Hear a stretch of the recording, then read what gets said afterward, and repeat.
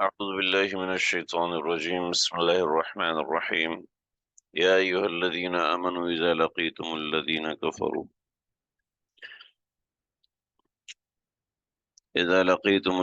كفروا زحفا فلا تولوهم الأدبار.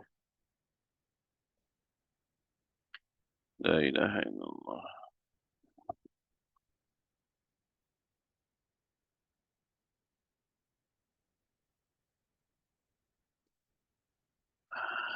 ہمارے آج کے سبق کا آغاز سورۃ الانفال کی آیت نمبر 15 سے ہو رہا ہے، اور آیت نمبر 15 سے جو سبق ہے وہ ایک دوسری نوعیت کا ہے۔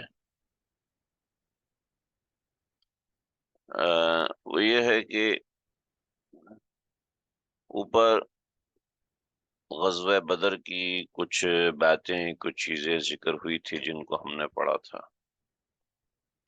اب مجاہدین کو جہاد کے اصول سمجھائے جا رہے ہیں، جہاد کے ضابطے اور ارکان سمجھائے جا رہے ہیں کہ کیا کیا معاملات جہاد میں پیش آتے ہیں، تو اس کے اندر قوانین جہاد کا بیان ہے۔ تو پہلا قانون یہاں پر سمجھایا جا رہا ہے، مجاہد کی تربیت ہونا یہ ضروری ہے۔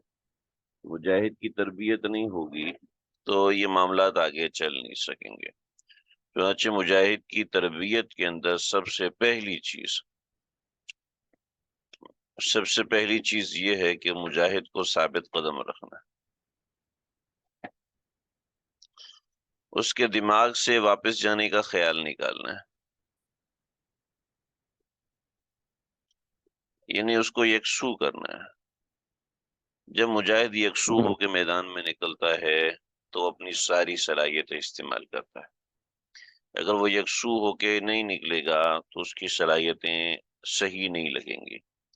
چنانچہ ایک ضابطہ بتا دیا، میدان جہاد کے لیے بھی ہو گیا اور ہر چیز کے لیے ہو گیا، کہ کچھ بھی ہو جائے آپ کو جب میدان جہاد میں نکلنا ہے تو آپ کو اس بات کی پوری آگاہی ہونی چاہیے کہ آپ میدان جہاد چھوڑ کے واپس نہیں جا سکتے۔ چنانچہ یہ جذبہ کوئی زبردستی پیدا نہیں کیا جاتا، بلکہ میدان جہاد میں جا کر یہ جذبہ از خود حاصل ہونے لگتا ہے۔ تو یہاں پر اس جذبے کے لیے ایک تاکید کر دی گئی، سمجھا دیا گیا کہ یا ایھا الذین آمنوا اذا لقیتم الذین کفروا زحفا۔ زحفن کو میں بتاتا ہوں کہ زحفن کیا ہوتا ہے، لیکن یہاں پہلا حکم یہ ہے فلا تولوہم الادبار۔ فلا تولوہم الادبار محاورہ ہے، تولوہم الادبار منہ پھیر لینا، پشت پھیر کر بھاگ جانا، شکست خوردہ ہو کر بھاگ۔ تولوہم الادبار کا مطلب ہی جیسے ہم کہتے ہیں کمر مت دکھا دینا، جیسے ہم کہہ دیتے ہیں کہ کمر مت دکھا دینا، کمر نیچے نہ لگا دینا، ٹھیک ہے، ہتھ کڑی نہ ڈال دینا، ہتھیار مت ڈال دینا۔ تو اب ہتھیار ڈالنے کا مطلب یہ نہیں ہوتا کہ آپ نے ہتھیار ڈال دیا، ہتھیار ڈالنے کا مطلب یہ ہوتا ہے کہ آپ ہینڈز اپ ہو گئے۔ تو فلا تولوہم الادبار کا مطلب یہ ہے کہ شکست کھا کے بھاگنا نہیں۔ یہاں پہ سب سے پہلی ایک چیز واضح کر دی کہ یا ایھا الذین آمنوا، اے ایمان والو، اذا لقیتم الذین کفروا، کہ جب تم اہل کفر سے مقابلے کے لیے کھڑے ہو، زحفن لشکر کے ساتھ، زحفن کو میں بتاتا ہوں، تو فلا تولو، تو مت پھیرنا، ادبار پشت کو، یعنی شکست خوردہ ہو کے مت بھاگنا۔ آگے اس کا انجام بھی بتایا۔ اس معاملے میں تھوڑا سا زجر بھی ہے اور سختی بھی ہے۔ وَمَن يُوَلِّهِمْ يَوْمَئِذٍ دُبُرَهُ، جو اس دن بھاگا ہے، إِلَّا مُتَحَرِّفًا لِقِتَالٍ، اللہ سوائے اس کے کہ متحرفا لقتال، کہ وہ قتال کے لیے متحرف ہو رہا ہے۔ قتال کے لیے متحرف ہو رہا ہے مطلب یہ کہ قتال کے لیے وہ بھاگنے کی کوشش کر رہا ہے، قتال کے لیے ہی وہ آگے پیچھے جا رہا ہے۔ ایسا نہیں ہے کہ وہ اپنی کسی مرضی کے تحت بھاگ رہا تھا وہاں سے، بلکہ وہ متحرف لقتال یعنی قتال کی تحریف کے لیے، اس کا تعلق بھی زحفن سے ہے۔ ابھی میں زحفن کو بتاتا ہوں تو آپ کو انشاءاللہ سمجھ میں آ جائے گا کہ زحفن کیا ہوتا ہے۔ وَمَن يُوَلِّهِمْ يَوْمَئِذٍ دُبُرَهُ، جو شخص اس دن موقع پر پشت پھیرے گا، ہم اگر متحرف لقتال، لڑائی کا متحرف لقتال، لڑائی کے لیے، لڑائی کا پینترا بدلنے کے لیے، سمجھ لیں، ٹھیک ہے؟ متحرفن، متحرفن پینترا بدلنا، اس کا تعلق زحفن سے ہے، ابھی بتاتا ہوں اس کو۔ او متحیزن، او متحیزن الی فئۃ، یا اپنی جماعت میں پناہ لینے کے لیے، متحیزن پناہ لینا، الی فئۃ، اس کا تعلق بھی زحفن سے ہے۔ فقد باء بغضب، تو یہ دو صورتیں مستثنا ہیں، اصل میں یہ دو صورتیں ایک صورت ہی ہے، یہ میں بتاتا ہوں۔ فقد باء بغضب من اللہ، فقد باء تو وہ آ جائے گا بغضب من اللہ، اللہ کے غضب میں، ومأواہ جہنم، اس کا ٹھکانہ جہنم ہے، وبئس المصیر، اور وہ بہت بری جگہ ہے۔ بظاہر لگ رہا ہے کہ یہاں قانون سخت کیا جا رہا ہے، اور میدان جہاد میں آنے کے لیے کوئی نہ کوئی سختی ضروری ہے۔ اگر سختی نہیں ہوگی تو نہ میدان جہاد سچ سکتا ہے، نہ دشمن کا مقابلہ ہو سکتا ہے۔ تو بنیادی ضرورت ہے سختی کرنا، چنانچہ یہاں پر وہ سختی کی گئی ہے، یہاں پر وہ سختی سمجھائی گئی ہے۔ آپ ذرا سمجھیے کہ زحفن، دیکھیے عرب میں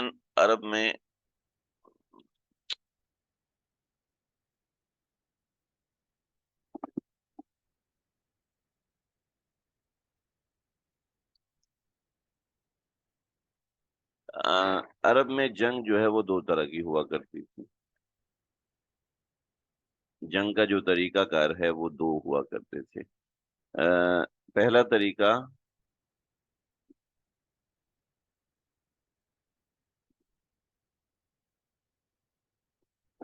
عرب میں جنگ کے دو طریقے ہوتے تھے۔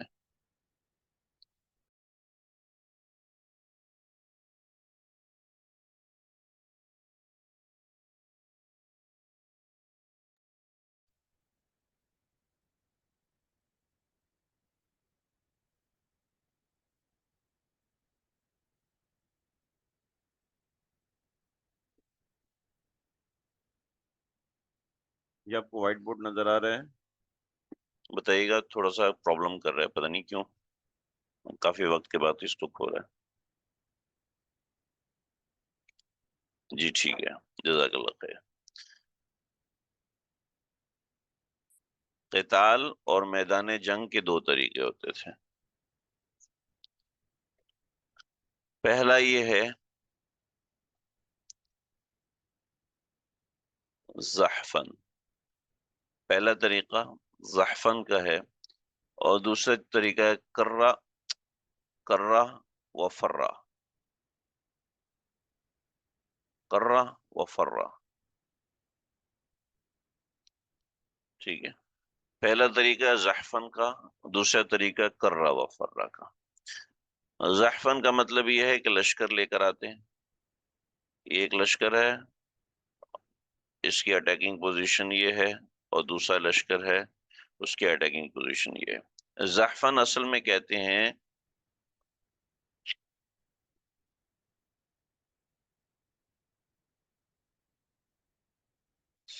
زحفن اصل میں کہتے ہیں گھسٹ گھسٹ کر چلنا۔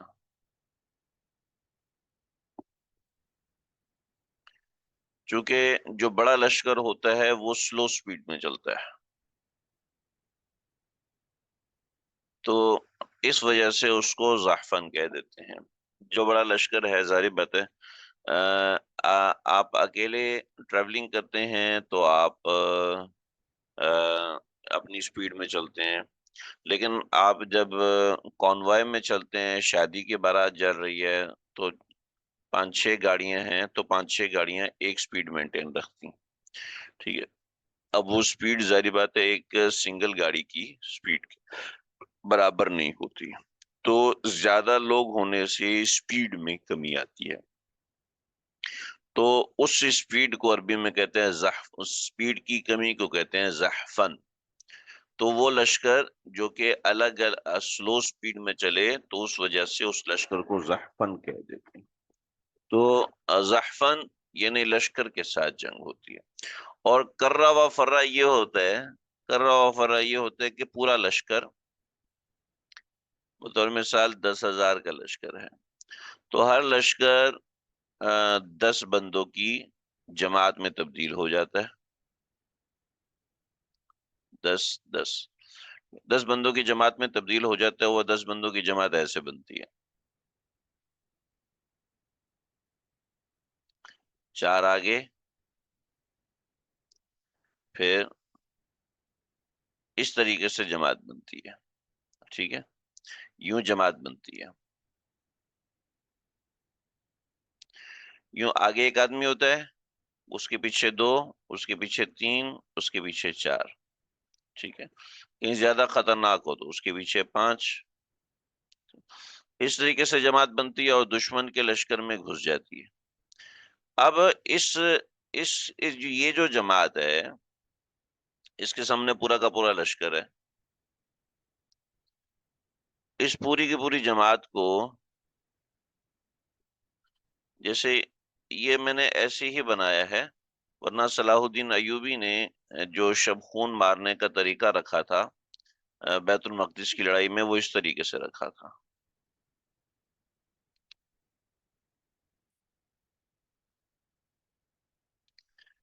یعنی آگے 2 بندے رکھے، پھر اس کے پیچھے اس طریقے سے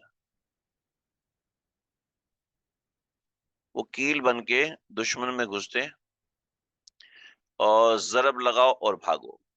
ضرب لگا کر رہا وا فر رہا، ضرب لگاؤ اور بھاگو.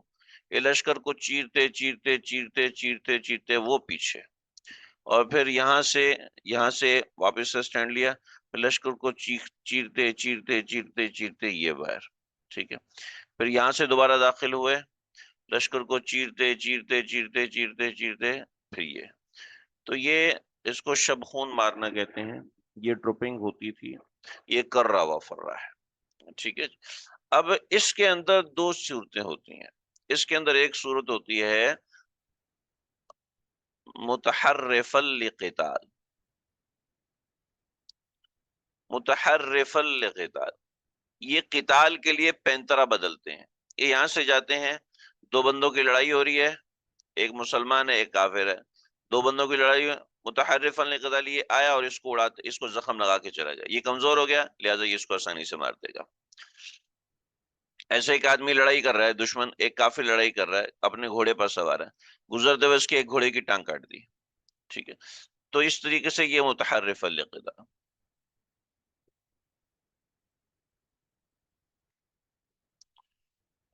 کفار کے لیے موٹیویشن کہاں سے، یہ بھی بتاتا ہوں میں، اگلی آیات میں اس کا جواب ہے. چلے جی، تو متحرف لقتال، یہ دیکھیں کہ یہ ایک نمبر 1 ہے کہ متحرف لقتال ہو گیا، یعنی پینترا بدلنا.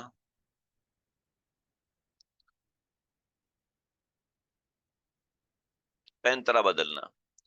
دوسری بات یہ ہے کہ جب یہ پینترا بدلا، یہاں سے واپس آئے، ظاہر بات ہے انہوں نے کسی کو مارا تو لوگ اس کے پیچھے لگیں گے، تو یہ ہے متحیزن الی فئہ،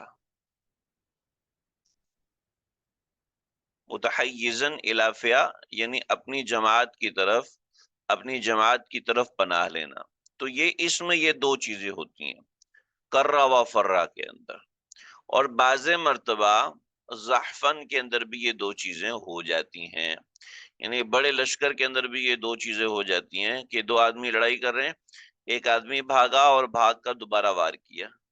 ٹھیک ہے، لڑائی ہوتے ہوتے یہ آدمی بھاگا ہے اور بھاگ کر اس نے اس کے اوپر دوبارہ وار کیا، یہ بھی ہوتا ہے. اور دوسرا ایک آدمی ہے، اس کے مقابلے میں 3 آدمی آگے، یہ بھاگ کے اپنے 2 ساتھیوں کے پاس چلا گیا، تو یہ متحیزن الی فئہ ہو گیا. امید ہے یہ بات سمجھ میں آگئی ہوگی. تو دیکھیں جی، یہ بات سمجھ میں آگئی بھائی. یا ایھا الذین آمنوا، اے ایمان والو، اذا لقیتم الذین کفروا زحفا، جب تم اہل کفر سے لشکر کے ساتھ ملو تو فلا تولوہم الادبار، تو تم اپنی پشت مت پھیرنا. ومن یولہم یومئذ دبرہ، جو شخص اس دن اپنی پشت پھیرے گا، یعنی یولہم دبرہ کا اوپر میں نے بتا دیا کہ اس کا کیا مطلب ہے.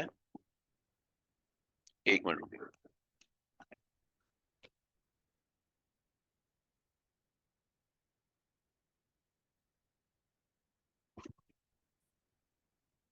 الا متحرفا لقتال، ہاں قتال کے لیے پینترا بدلنا ہو، او متحیزا الی فئہ، یا اپنی مسلمانوں کی پناہ میں جانا ہو، تو تو ٹھیک ہے. اگر ایسا نہیں ہے تو فقد با، تو اس نے اپنے آپ کو لے آیا بغضب من اللہ، اللہ کے غضب میں. ومأواہ جہنم، اس کا ٹھکانہ جہنم ہے. وبئس المصیر، وہ بہت ہی برا ٹھکانہ ہے.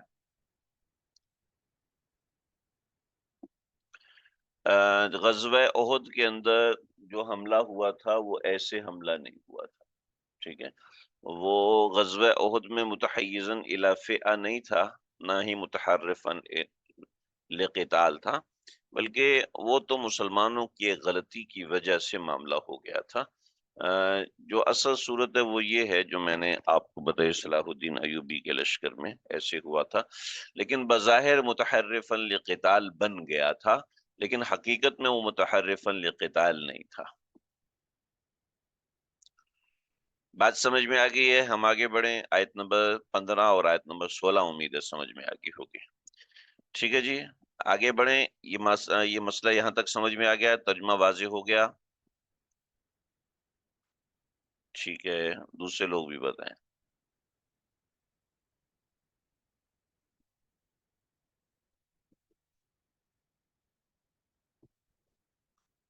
لا الہ الا اللہ نستغفر اللہ ونتوب.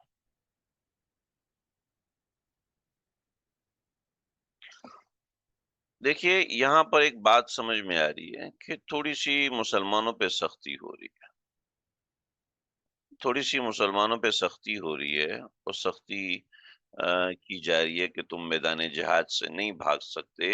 اس سختی کی میں نے وجہ بتا دی. ایک عمومی وجہ ہے کہ اگر سختی نہیں ہوگی، جیسے فوج میں سختی نہیں ہوگی تو سارے اپنی مرضی کریں گے. چنانچہ فوج میں سختی ہونا ضروری ہے.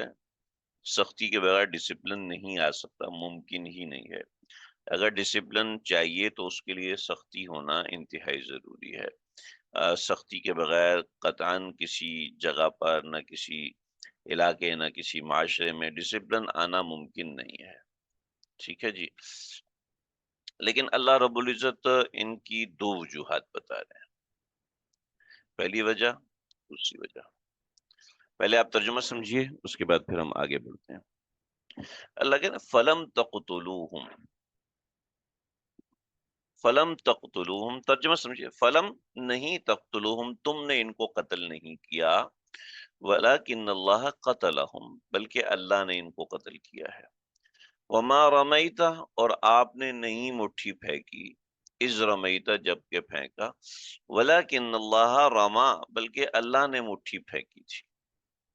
وَلِيُبْلِيَ الْمُؤْمِنِينَ، وَلِيُبْلِيَ الْمُؤْمِنِينَ تاکہ اللہ آزمائے مومنین کو، منہو اس جنگ سے، بلاءً حسنا ایک اچھی آزمائش کے ذریعے.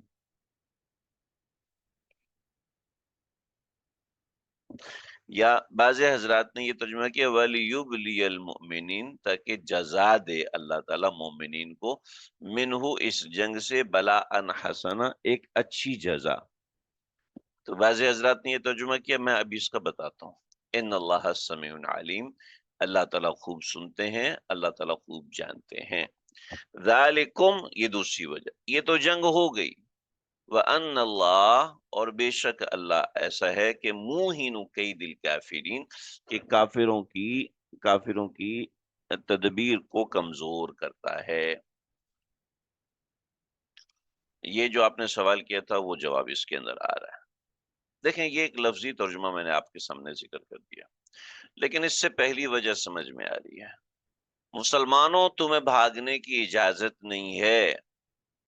وجہ اس کی کیا ہے؟ وجہ اس کی یہ ہے کہ دنیا دار الاسباب ہے.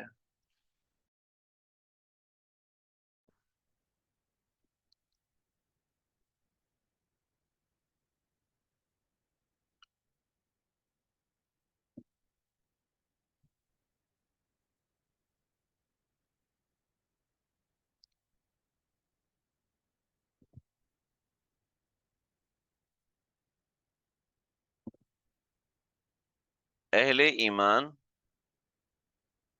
سبب کے درجے میں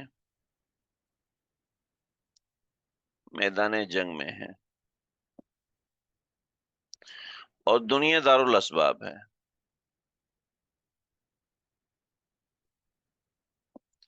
چنانچہ اہل ایمان کو کہا کہ تم مضبوط سبب بنو، تمہارے ذمے مضبوط سبب بننا ہے، اگر تم مضبوط سبب نہیں بنو گے تو تمہارا نقصان ہے.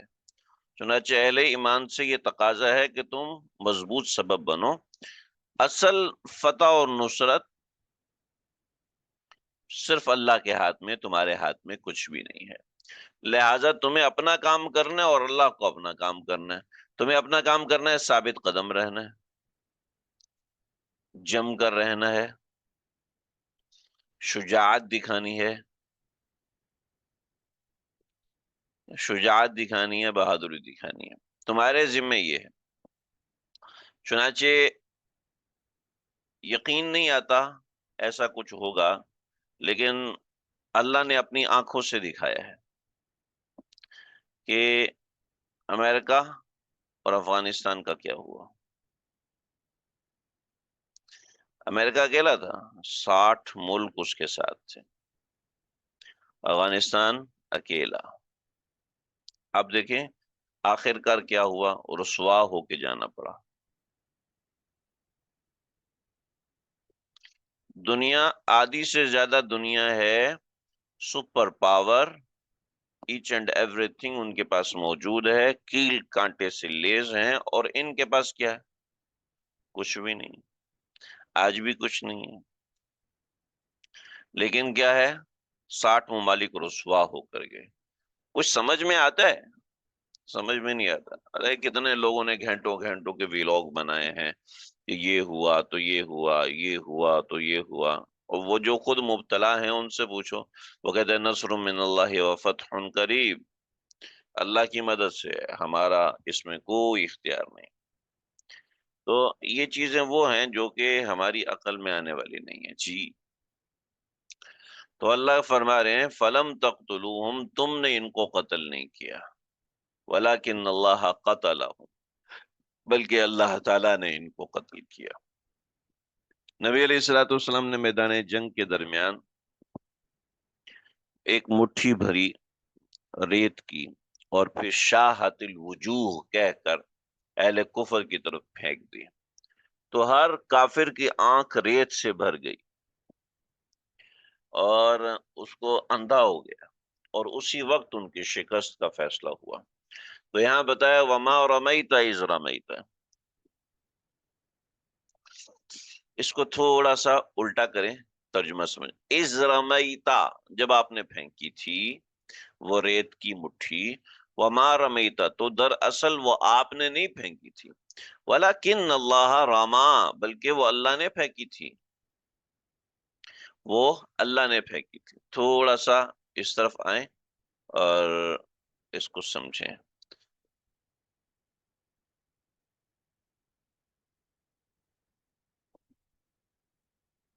یہ دیکھیے یہاں پر بات یہ ہے جو میں نے یہاں لکھا بھی ہوا ہے کہ بالکل مایوسی اور نا امیدی کے عالم میں یہ فتح مسلمانوں کو حاصل ہوئی.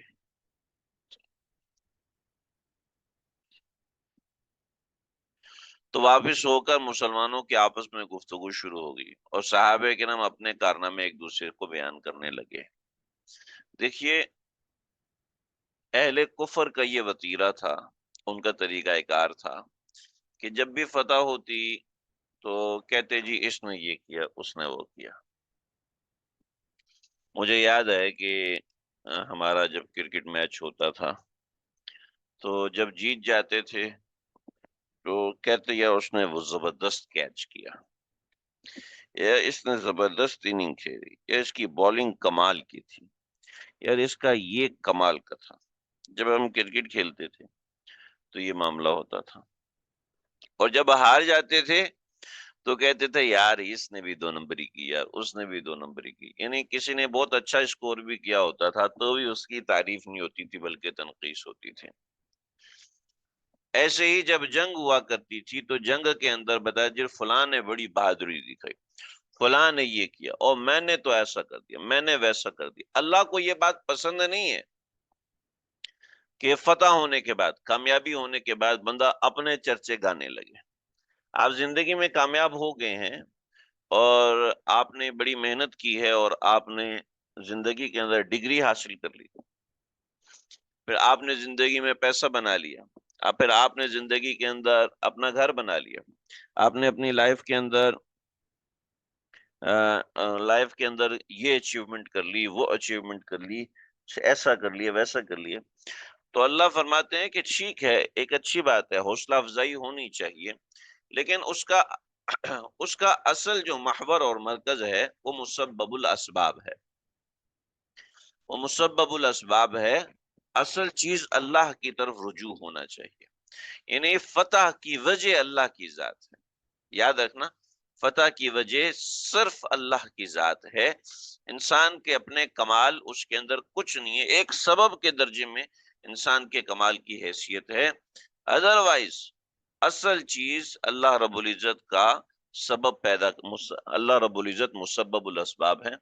تو اصل مسبب ہے، اصل آپ کی محنت نہیں ہے. چنانچہ یہ یہاں پر سمجھایا، یہ یہاں پر دکھایا کہ مسلمان بے جگری سے لڑے ہیں، ان کی یہ ذمہ داری تھی اور ان کو یہ کرنا تھا. لیکن ذہن میں رکھنا کہ فتح اور نصرت صرف اللہ کے ہاتھ میں ہے، فتح اور نصرت کسی کی محنت پر موقوف نہیں ہے، یہ یہاں پر سمجھایا گیا.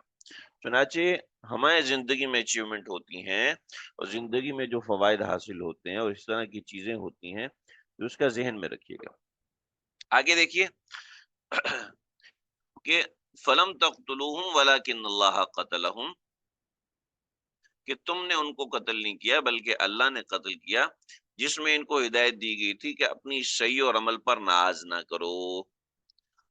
یہ جو کچھ ہوا صرف تمہاری محنت کا نتیجہ نہیں ہے بلکہ خالص اللہ کی نصرت اور امداد کا ثمرہ ہے. ورنہ آپ اپنی زندگی کو ذرا ایگزامن کریں تو آپ دیکھیں گے کہ آپ کی زندگی کے اندر آپ کی محنت جتنی محنت اور بہت سے لوگوں نے کی ہے، بلکہ اور بہت سے لوگوں نے آپ سے کئی گنا زیادہ محنت کی ہے، لیکن ریزلٹ آپ کو ملا ہے. اور بہت سے لوگ ایسے دیکھیں گے کہ جنہوں نے آپ کے جتنی محنت نہیں کی لیکن ریزلٹ ان کو آپ سے زیادہ بڑا ملا ہوا ہے. یہ کیا ہے؟ جو دشمن تمہارے ہاتھوں قتل ہوئے، دراصل تم نے ان کو قتل نہیں کیا بلکہ اللہ نے قتل کیا ہے. اور یہاں اسلوب مد نظر رہے. ٹھیک ہے جی، یہ بات ختم ہوگی. دوسری بات، یہاں ایک اسلوب ہے کہ بعض مرتبہ فعل کی نفی مقصود نہیں ہوتی بلکہ فعل کے نتائج کی طرف نسبت کی نفی ہوتی ہے. چنانچہ یہاں فعل کی نسبت کی نفی نہیں ہے. یہاں ایسا نہیں ہے کہ تم لوگوں نے جو محنت کی وہ بیکار ہے، ایسا نہیں، ایسا نہیں ہے. جیسے وما رمیتا، آپ نے نہیں پھینکا، یہ مطلب نہیں ہے کہ آپ کا یہ عمل بیکار تھا، بلکہ اصل بات یہ ہے کہ نتائج کی طرف جو نسبت ہے اس کے اندر بہت سی باتیں، چنانچہ اسی کے حوالے سے یہ ساری بات ہے. اس کو آپ سمجھ لیجئے. یہ بات سمجھ میں آ گئی جی؟ لا الہ الا اللہ.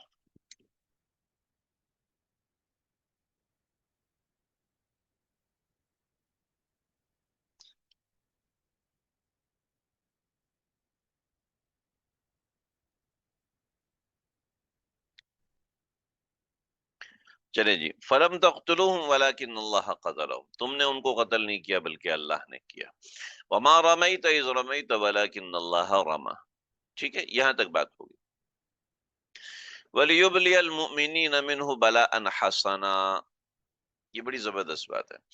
وَلِيُبْلِيَ الْمُؤْمِنِينَ مِنْهُ بَلَاءً حَسَنًا، سمجھیے جی.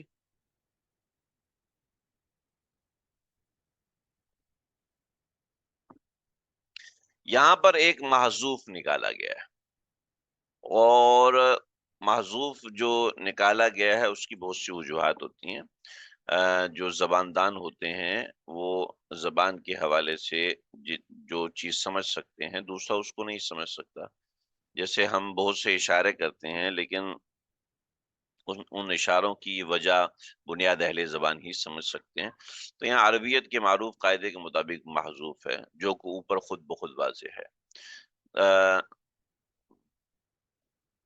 وہ پوری بات یہ ہے، اللہ تعالیٰ اپنی نصرت کی شان دکھائے اور مومن کے جوہر اچھی طرح نمایاں کر دے. مومن کی شجاعت کے جوہر، مومن کی شجاعت، مسلمانوں کی شجاعت کے جوہر. ٹھیک ہے جی، یہ تھوڑی سی بات ہے، میں لکھنے میں رہ گئی.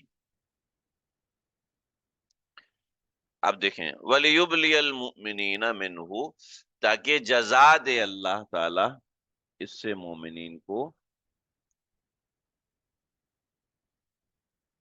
منہ بلاء حسنا، وَلِيُبْلِيَ الْمُؤْمِنِينَ مِنْهُ، تاکہ وَلِيُبْلِيَ، تاکہ جزا دے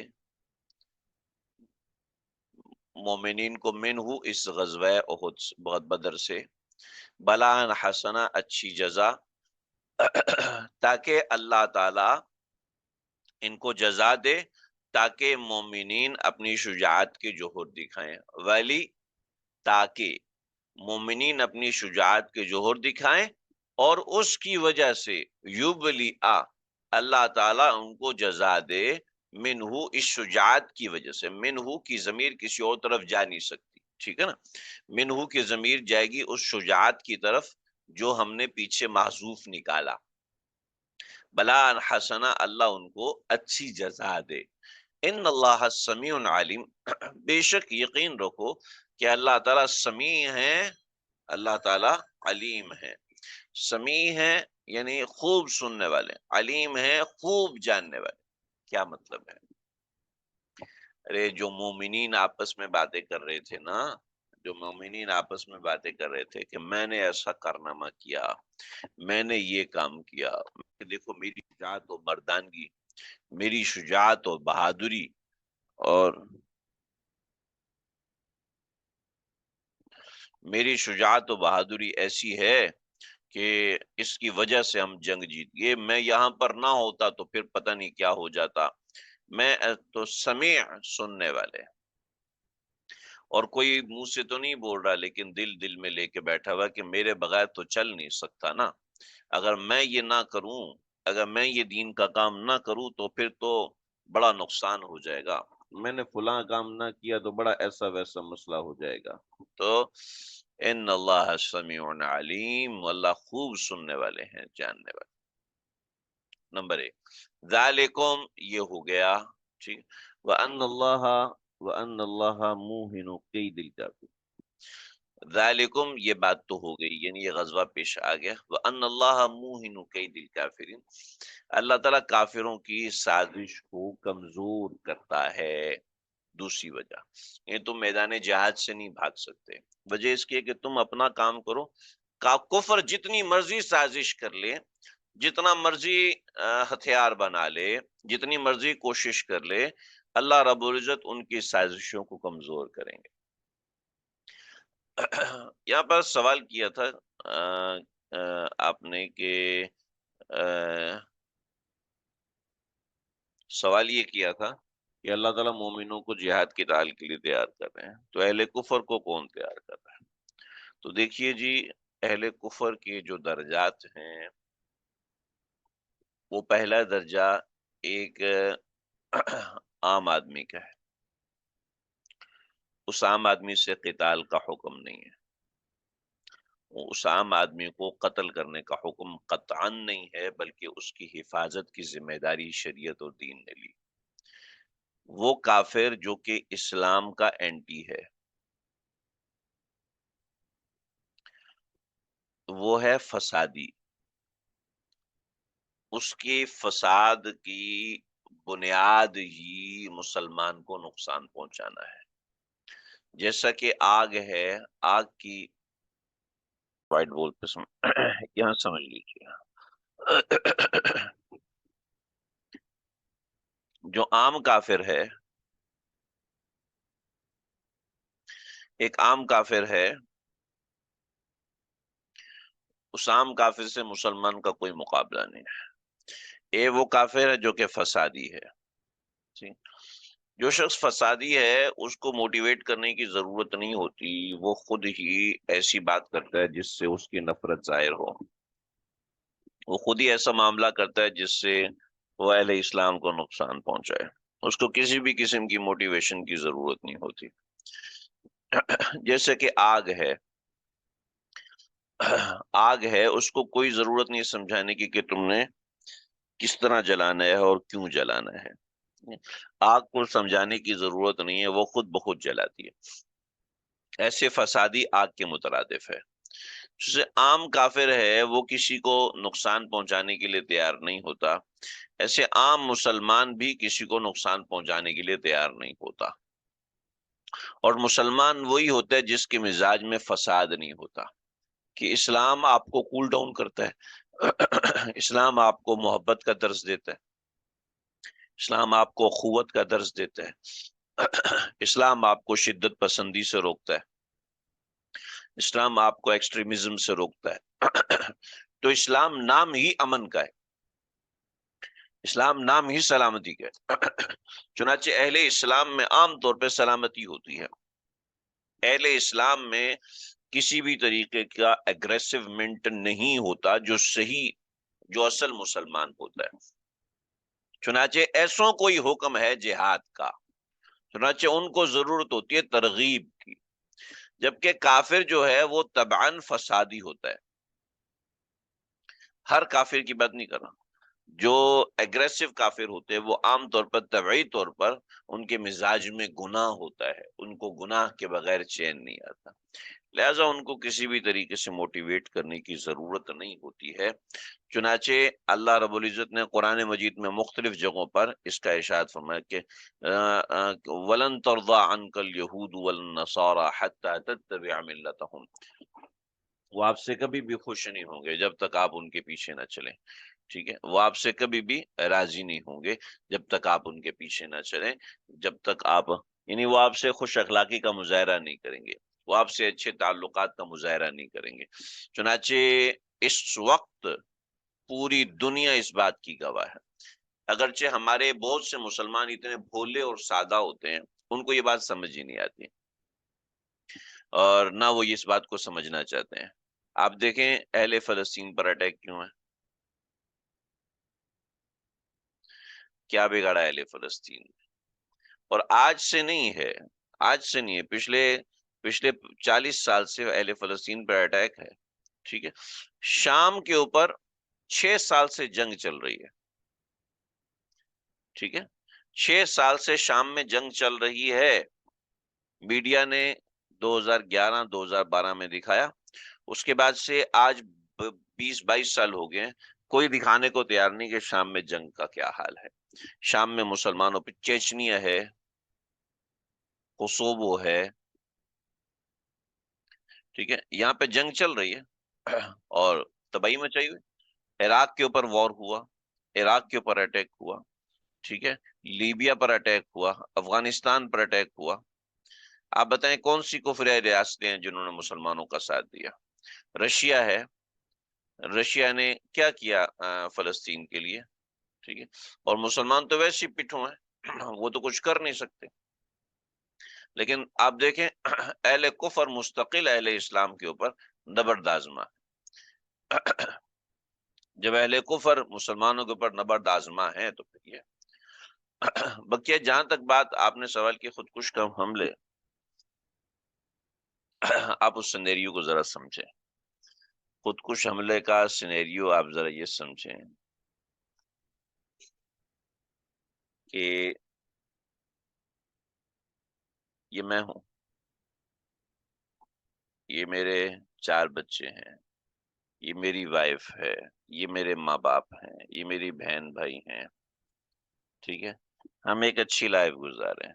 ان سب کو کسی نے قتل کر دیا اور قاتل میرے سامنے گھوم رہا، مجھے للکارا ہے کہ تجھے بھی نہیں چھوڑیں گے، جتنا بچ سکتا ہے بچ لے، تمہیں چھوڑیں گے نہیں. تو مجھے پتا ہے کہ میری آنکھوں کے سامنے میرے 1 سال کے بچے کو انہوں نے ذبح کیا ہے، میں کچھ نہیں کر سکا. میری آنکھوں کے سامنے اس نے میری بیوی کو قتل کیا ہے. میری آنکھوں کے سامنے اس نے میری بیٹی کا ریپ کیا ہے، ٹھیک ہے، میری آنکھوں کے سامنے اس نے سب کچھ کیا ہے۔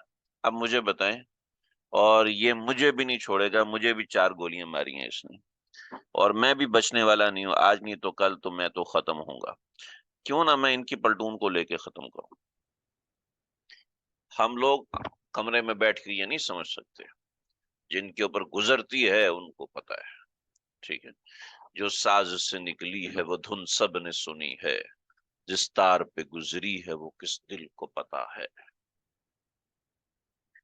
جب ان کے ساتھ ان کے پورے پورے خاندان اجڑے گئے، ان کے پورے پورے خاندان تباہ کر دیے گئے، اور ان کی بچیوں کو زندہ دفن کر دیے گیا، ان کی بچیوں 11 12 کی بچیوں کے ساتھ ریپ کیا گیا۔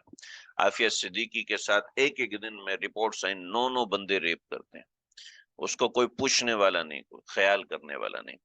اب جب ان کے خلاف یہی بندہ اٹھے گا، ٹھیک ہے، اور ان قاتلین کو مارنے کے لیے ان پہ خودکش حملہ کرے گا، تو ان قاتلین کی حمایت میں پڑھے لکھے لوگوں کو سمجھا جائے دیکھو یہ غلط ہے، یہ بندہ غلط کر رہا ہے۔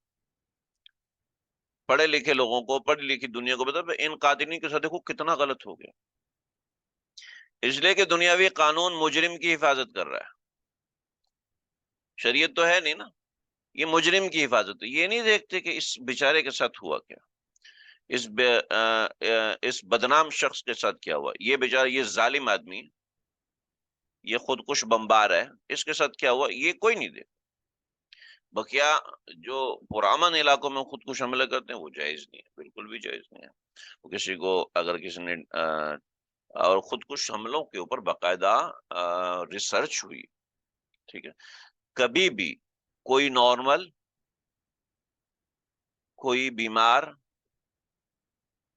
ذہنی مریض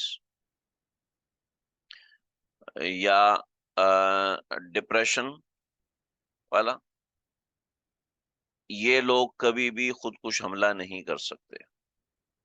پوری ریسرچ ہوئی، جب افغانستان میں خودکش حملے ہو، باقاعدہ ریسرچ ہوئی، 2 2.5 سال کی ریسرچ ہوئی، میں نے وہ ریسرچ پڑھی تھی، یہ لوگ حملہ کر ہی نہیں سکتے۔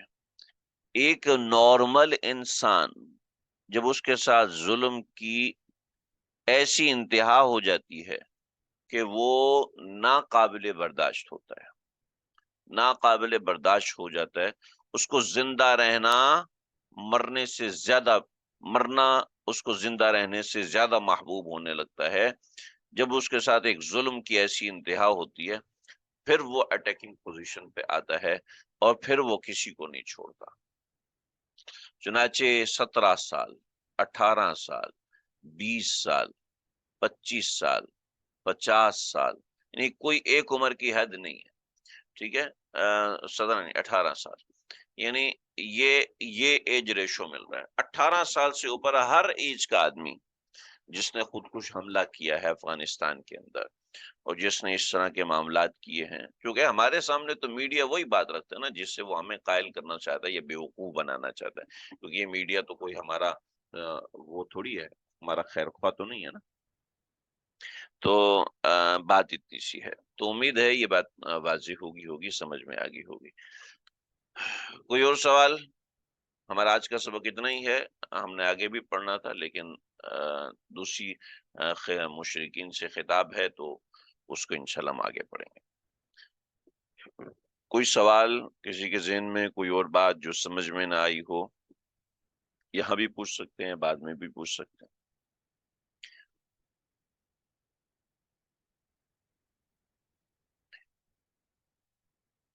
ٹھیک ہے جی، وصلی اللہ تعالی علی خیر خلقہ محمد وآلہ وصحبہ اجمعین۔